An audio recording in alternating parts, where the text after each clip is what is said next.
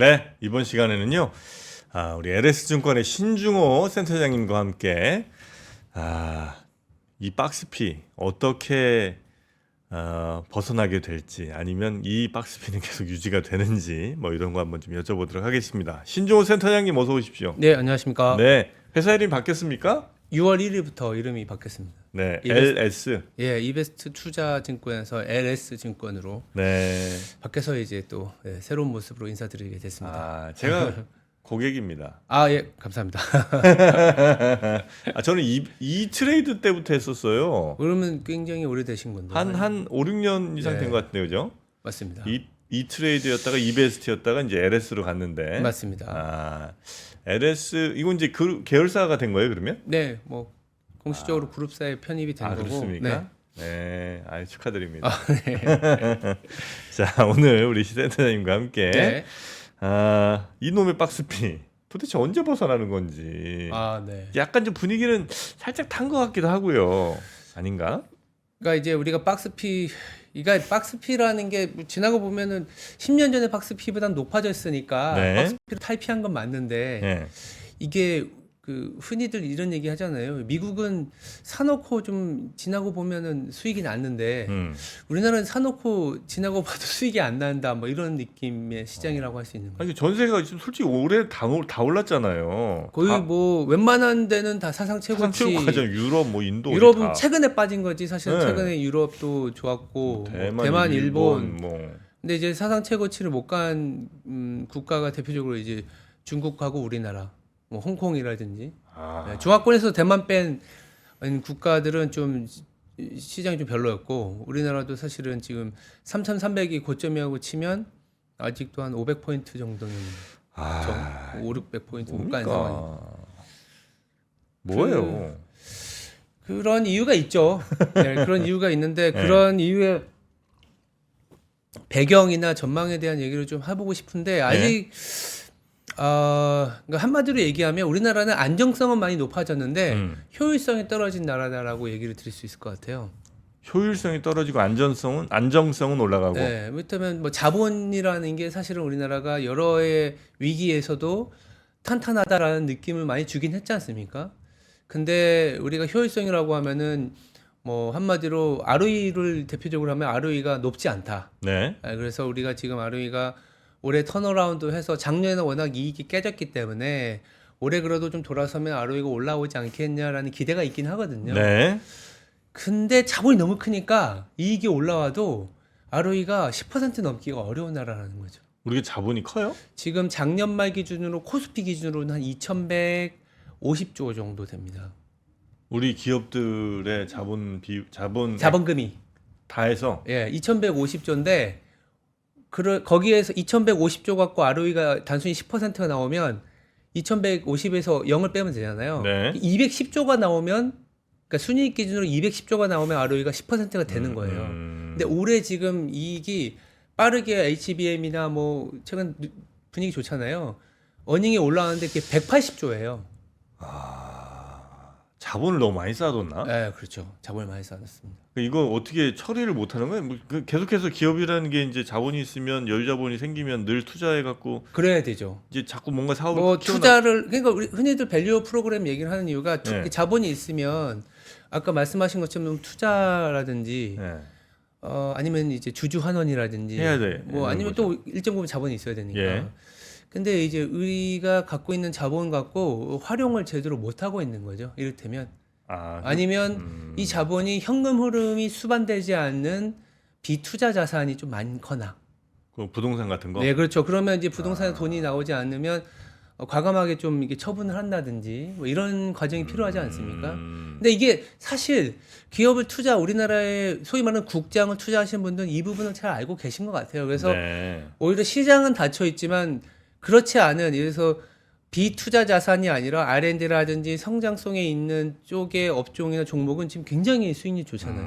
근데 그렇지 않은 기업들이 많다 보니까 시장 전체적으로는 자본의 어떤 그 규모 때문에 되려 이익이 아까 말씀드린 것처럼 220조 정도 나와야 ROE가 10%인데 지금은 한 180 정도가 컨센서스입니다. 물론 올라갈 수도 있습니다만은 현재 수준의 180조 갖고도 시장이 막 2,800 넘기도 어려운 구간이라는 게 거기서 출발한 거 아닌가. 그러니까 IMF랑 뭐 저 글로벌 금융위기랑 뭐 하여튼 코로나랑 등등 몇몇 위기를 겪어 보면서 회사가 이제 야 어떤 상황에서 위기를 맞아도 망하지 않을 방법, 자본 잘 쌓아놓고 뭐 이런 것까지는 이제 잘한 것 같은데. 그렇죠. 그런 건 잘했죠. 근데 이제 안정성은 높아졌지만 그렇죠. 말씀하신 대로 이게 원래는 이제 기업이 어느 정도 자본 되면 이제 그 다음부터는 이거 투자를 해야 되는데 네. 딱히 투자할 곳이 없어서 그런지 아니면 투자할 마음이 없어서 그런 건지. 뭐 둘 다지 않을까요? 그러니까 이게 조그만한 그러니까 보통은 그래서 이제 수익이 잘 안 나온다 그러면 기업들의 특징이 뭐냐면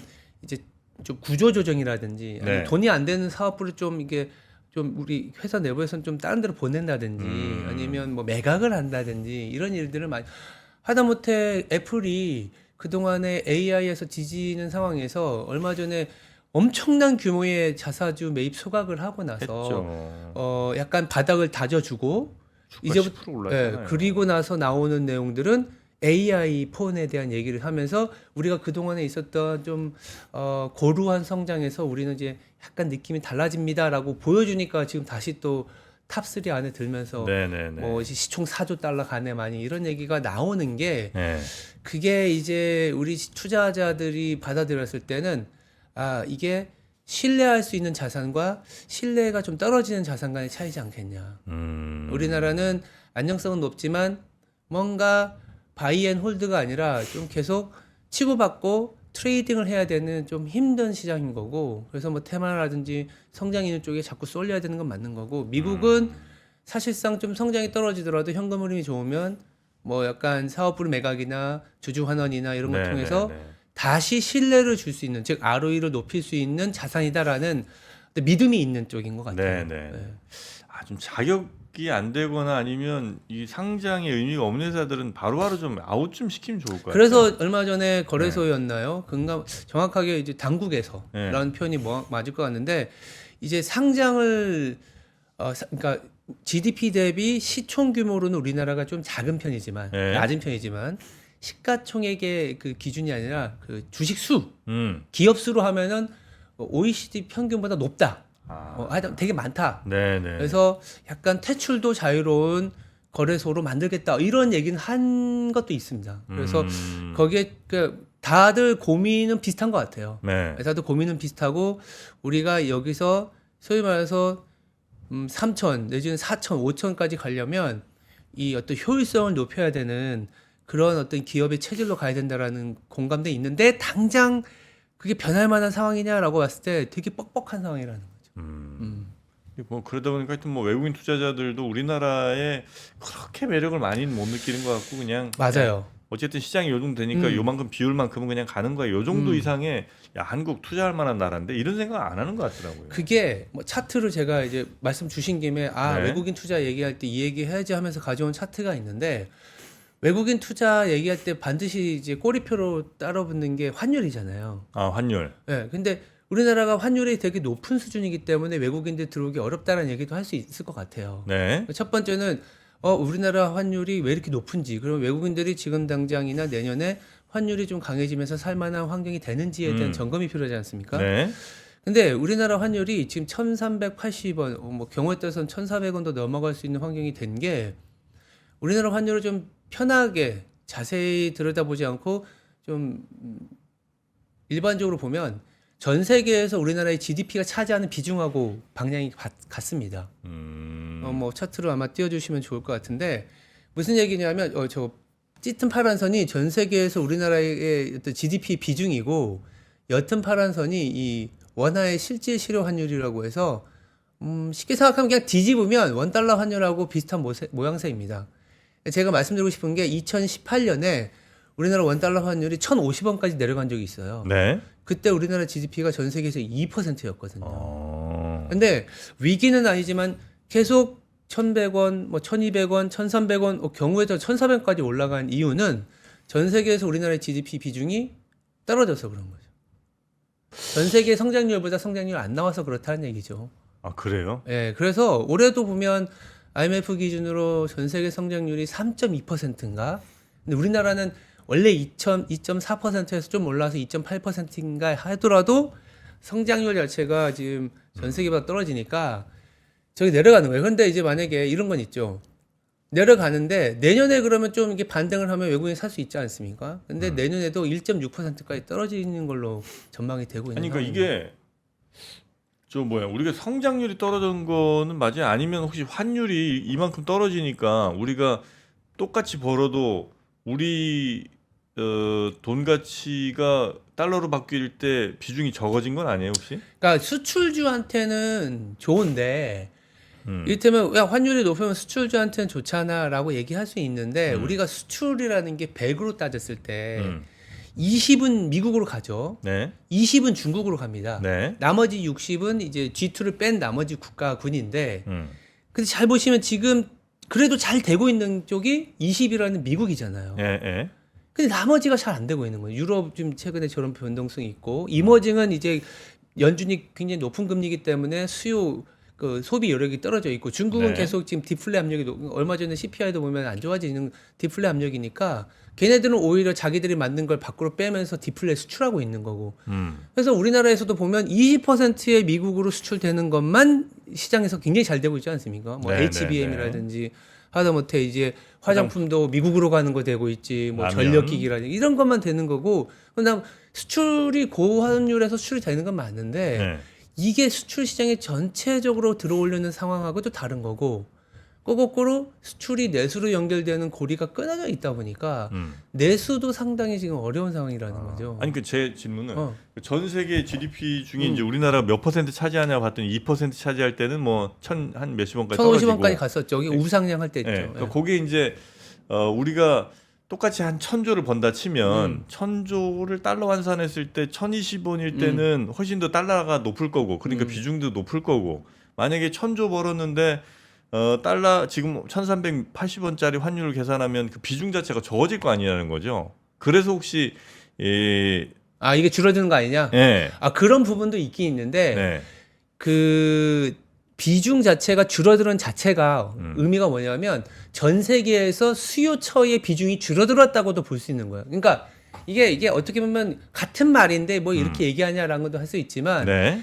전 세계의 GDP가 만약에 달러의 비중이 높지 않고 논 달러 뭐 유로화나 이머징의 비중이 높아지면 달러가 어떻게 됩니까? 약해지지 않습니까? 네. 그러면 달러가 약해지면 자연스럽게 우리나라가 갖다 파는 수출 시장의 바잉 파워가 높아지면서 우리나라의 비중이 높아지는 거고 그게 사실은 이 안에 어떻게 보면 녹아져 있어서 제가 그냥 만약에 쉽게 생각하면 일반적으로 이렇게 보면 네. 편할 거다라는 얘기를 드리는 건데 내년에 봤을 때 우리나라의 GDP 비중이 더 올라갈 수 있는 상황이냐 이런 전망도 어려운 건 맞지만 네. 지금으로서는 사실은 쉽지 않을 것 같다라는 느낌이 드는 거죠. 그래서 우리나라를 사들이는 외국인들도 물론 YTD로 보면 외국인이 사긴 샀습니다만 환율이 높음에도 산 이유에 대해서 이제 봤을 때 아 우리나라 전체적인 성장률이 높은 거에 대한 베팅이 아니라 그 안에서 오히려 한국 내 미국 주식을 산 거일 수도 있는 거죠. 네. 네. 미국과 관련된 주식을 산 거지.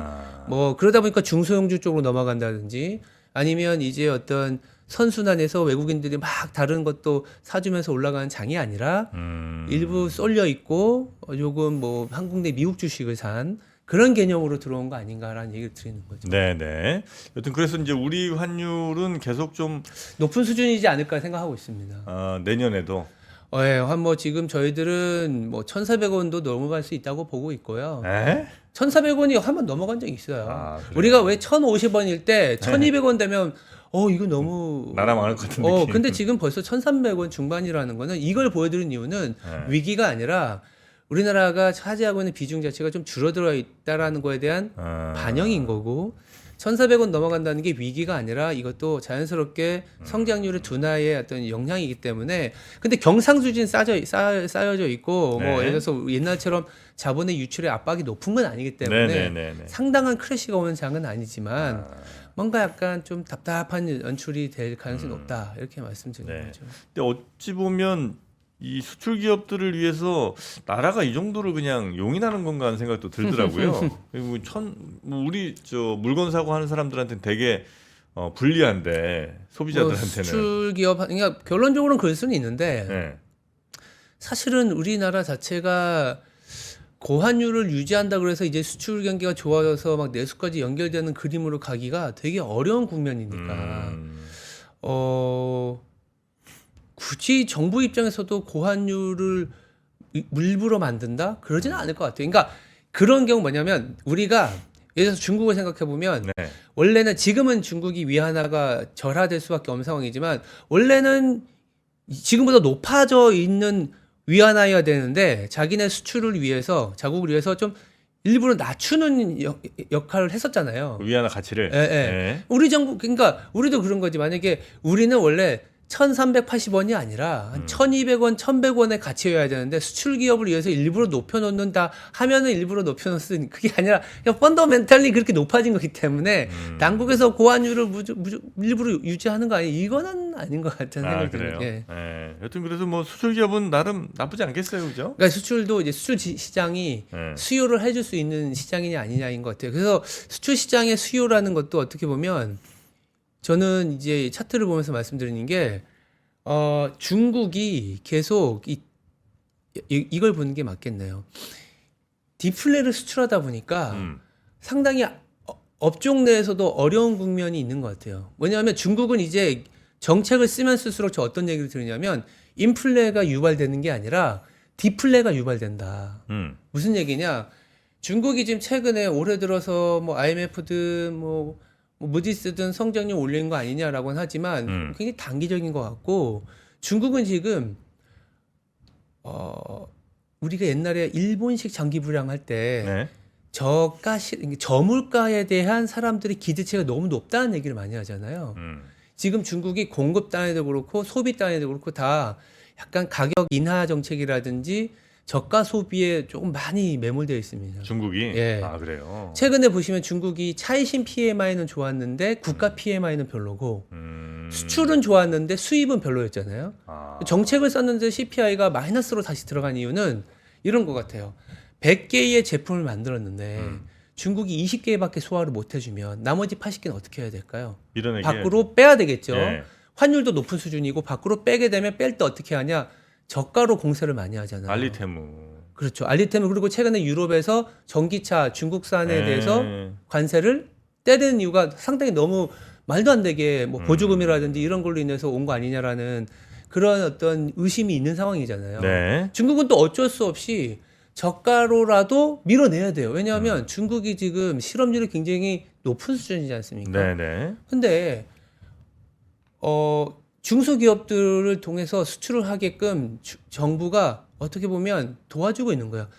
러시아라든지 이란산 원유를 수입하다 보니까 다른 나라들보다 원가 마진이 좀 괜찮은 상황에서 고용을 유지하기 위해서라도 계속 공장을 통해서 만들게 해야 되거든요. 네네. 그럼 중국과 비교했을 때 생산성이 떨어지는 제품들은 상당히 어렵죠. 이머징은. 그래서 우리나라 같은 화학이라든지 뭐 그냥 그 차별화 없는 철강이라든지 이런 거는 상당히 힘들고 하다못해 2차 전지도 중국이 상당히 저가로 소위 말해서 후려쳐서 계속 내보내고 있기 때문에 네. 마진이 힘들어지고 전기차 수요도 둔화되는 상황에서 마진이 힘든데 저가까지 나온다? 그럼 상당히 어려운 구간으로 가는 거죠. 근데 시가총액에서 차지하는 비중이 아까 말씀드렸던 2차 전지라든지 화학이라든지 순수 철강 쪽이 상당히 비중이 크기 때문에 네. 이 자체가 또 시장의 상단을 막아놓는 요인으로 작용하고 있다. 약간 딴 얘기긴 한데 또 네. 중국 보면 마르크스가 얘기한 자본주의의 병폐를 가장 많이 보여주고 있는 나라인 것 같아요. 뭐 이런 그 멈출 수 없는 과잉 생산이라든지. 그렇죠. 이게 왜냐하면 지금 과잉 생산을 줄여 나가야 되는데 그러면 생산성이 있는 쪽에 투자를 많이 해야 되는데 이건 또 여러 가지 규제로 인해서 속도가 좀 떨어져 있고. 근데 당장 그런 공장을 돌리지 못하면 고용이 불안해지고 네. 실업률이 급등할 거고. 근데 보조금이라든지 원유라든지 비용이 컨트롤 되고 있으니까 만들어서 밖으로 빼고 있고. 그 뺐을 때의 위기 아니면 꼭 이런 것도 있죠. 자기들은 버틸 수 있으니까 네. 저가로 인해서 엄청나게 치킨 게임에 들어가면 우리 기업들이 살리고 우리가 예를 들어서 그 반도체도 그렇잖아요. 삼성전자나 하이닉스의 치킨 게임에서 이 어떤 과점화되면서 살아남은 것처럼 네. 자기들은 이게 뭐 1, 2년, 5년 정도의 기간으로 굉장히 뭐랄까 디플레를 수출하면서 네. 나머지 국가들을 좀 힘들게 만드는 거죠. 근데 미국은 좋죠. 왜냐하면 저가의 제품을 사들이면 자기들은 디플레가 들어오면 인플레가 좀 안정이 될 거고 네. 자기들이 지금 가는 건 사실은 일반 소비가 아니라 생산성 있는 중국이 따라오지 못하는 쪽에서의 어떤 캐펙스 사이클이기 때문에 그러다 보니까 점점 미국에 대한 얘기들을 하고 있는 거 아닌가 이런 얘기 드리는 겁니다. 네네네. 중국은 지금 그 뭐 소비나 수출 이 문제 말고도 뭐 부동산 문제도 굉장히 좀 심각하죠. 부동산 문제도 심각하죠. 이게 참 어려운 게 중국이 부동산을 살리기 위한 여러 가지 정책을 내놓고 있지만 워낙 비싸고 중국의 이제 PIR라든지 여러 지표를 보면 비싸고 특히나 이제 제가 차트도 갖고 왔는데 금리를 낮춰주는데도 불구하고 네. 저 오른쪽 밑에 약간 제가 음영 처리된 부분을 보면 점선으로 된 게 이 금리이고요. 약간 파란색, 옅은 색으로 된 게 이제 담보 대출의 성장률인데 금리를 낮췄음에도 불구하고 성장률이 그러니까 대출 그로서 떨어져요. 이게 안 좋은 거죠. 이게 뭐냐면 우리가 흔히 얘기하면 일본의 그 금리를 낮췄을 때 원래는 레버리지를 하면서 뭐 투자도 되고 투자가 네네네네. 소비로 연결되는 그림이어야 되는데 금리를 낮춰도 계속 부채를 갚고 있어요.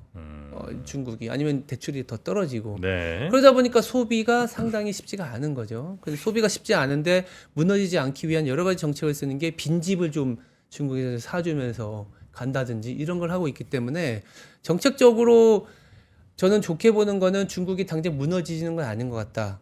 나쁘게 보는 거는 중국이 정책적으로 썼을 때 이게 약간 리바운드 나는 것 같고 현혹되지 말자. 계속 비중은 줄여나가야 되는 쪽은 중국인 거고 중국의 소비나 중국의 어떤 정책적인 결정을 통해서 이 중국이 살아난다. 아니면 미국하고 밸류에이션 갭이 벌어져서 아 미국 비싸고 중국 싸고 그러면 이걸 약간 밸류에이션상 이렇게 리밸런싱해서 이거 사는 거 맞지 않느냐라는 거는 저는 아닌 것 같다라는 거죠. 계속적인 이 벌어진 상황이 유지되거나 더 벌어질 가능성이 높다라고 말씀드리고 있습니다. 네네네.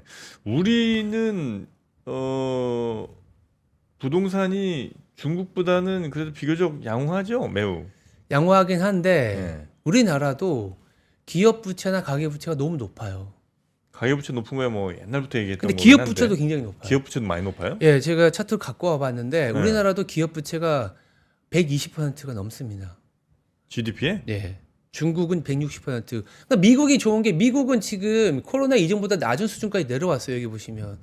가계나 기업이 70%이기 때문에 이게 지금 당장 소비나 투자가 일어난다는 건 아니더라도 소비나 투자가 일어날 수 있는 환경이냐라고 했을 때 미국은 가능한 거죠. 근데 우리나라는 가계야 뭐 다들 논의가 많이 돼서 알겠지만 기업이 120%로 굉장히 높아요.